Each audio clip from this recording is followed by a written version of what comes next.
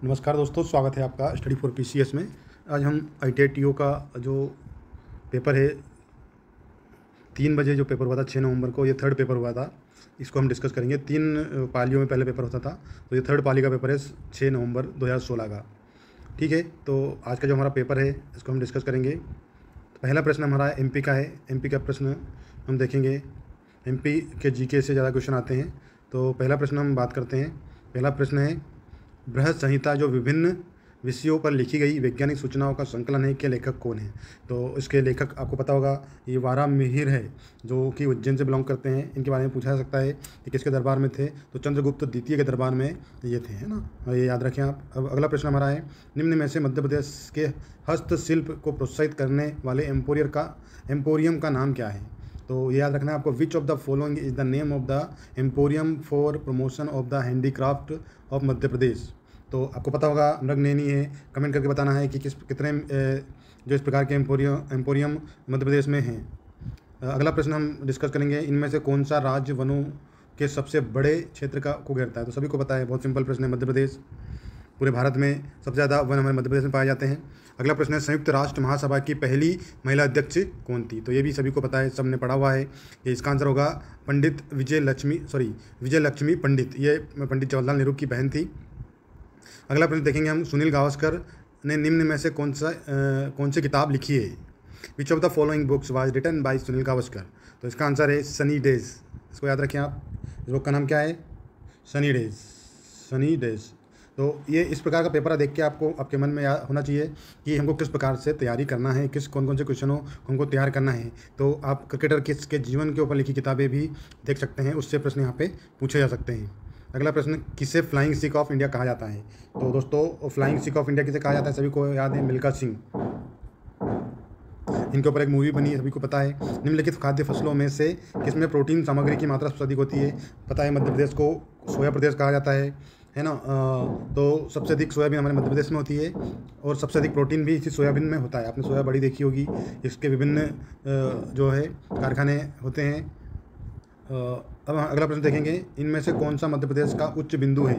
तो आपको पता होगा, उच्च जो हमारा बिंदु है ये 1350 मीटर की जो चोटी है, ये धूपगढ़ में है ना। धूपगढ़ कहाँ है? पचमढ़ी में है। पचमढ़ी कहाँ है? होशंगाबाद में। ये आपको पता होगा।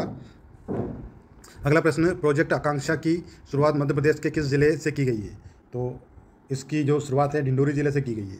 ये उस समय करंट अफेयर का रहा होगा, इसलिए प्रोजेक्ट आकांक्षा यहाँ पे पूछा गया है। तो इसी प्रकार के अगर दूसरे प्रोजेक्ट चलाए गए हैं हाल ही में 1 साल के अंदर अंदर, तो उनको आप पढ़ लें, ताकि आपके पेपर में क्वेश्चन आप आसानी से बना पाएँ। अगला प्रश्न देखेंगे, स्वामी विवेकानंद की एक शिष्य आयरिश महिला मार्गरेट एलिजाबेथ नोबल को किस नाम से बेहतर रूप से जाना जाता है?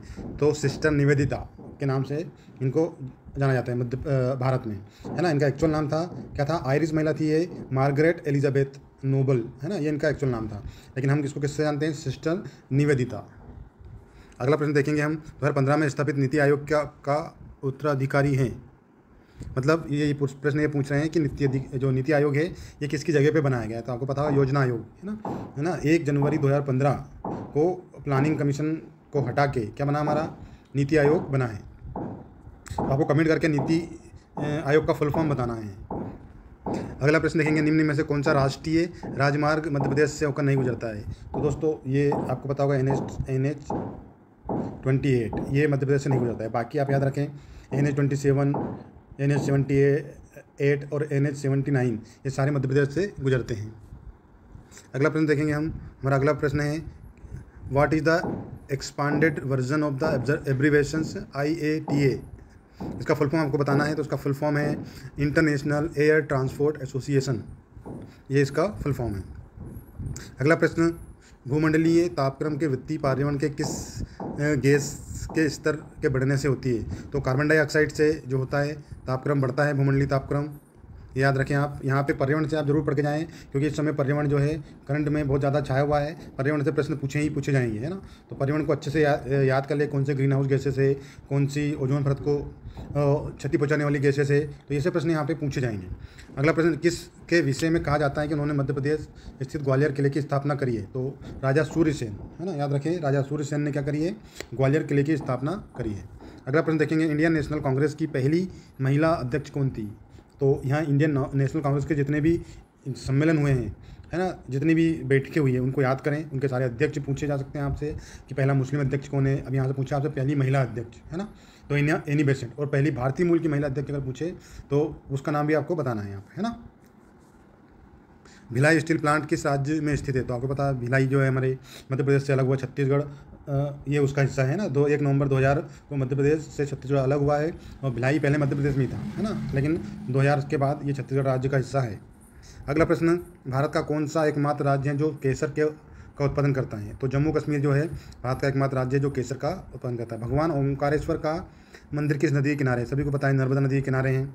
तो जितनी नदियां हैं उनके किनारे प्रमुख जो धार्मिक स्थल है उनको याद कर लें आप। डिस्कवरी ऑफ इंडिया और इंडिया डिस्कवरी 2 बुक है। तो डिस्कवरी ऑफ इंडिया लिखी है जवाहरलाल नेहरू ने, और एक और जो है इंडिया डिस्कवरी ये किसने लिखी है आप कमेंट करके बताएं। अगला प्रश्न हम देखेंगे, मध्य प्रदेश में स्थित मलाजखंड खान किस खनन के लिए जानी जाती है? तो जितनी मध्य प्रदेश की खदानें उनको पढ़ लें, वहाँ से प्रश्न आएगा। तो ये मलाजखंड जो है तांबे की है, जो कहाँ है, बालाघाट में। हमारा अगला प्रश्न, मध्य प्रदेश सरकार द्वारा तुलसी सम्मान किस क्षेत्र के उद्यमी को गौरवान्वित किया जाता है? तो लोक कला के क्षेत्र में इसको दिया जाता है। ऐसे प्रश्न भी पूछे जा सकते हैं। आप किस वाद्य यंत्र से पंडित रविशंकर का नाम जोड़ते हैं? तो जितने भी इस प्रकार के महान कलाकार हैं उनके वाद्य यंत्र और किससे संबंधित है वो याद कर लें। तो यहाँ पे पंडित रविशंकर है, सितार से संबंधित है।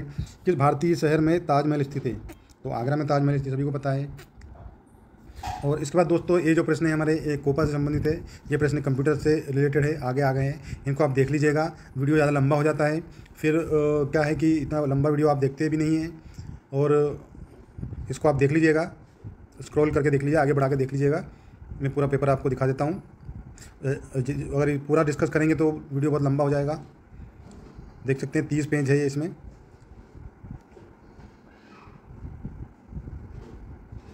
और इसी प्रकार के वीडियो देखने के लिए चैनल को लाइक, शेयर और सब्सक्राइब करना ना भूलें। अधिक से अधिक इस वीडियो को शेयर करें ताकि सभी को उसका फ़ायदा मिले।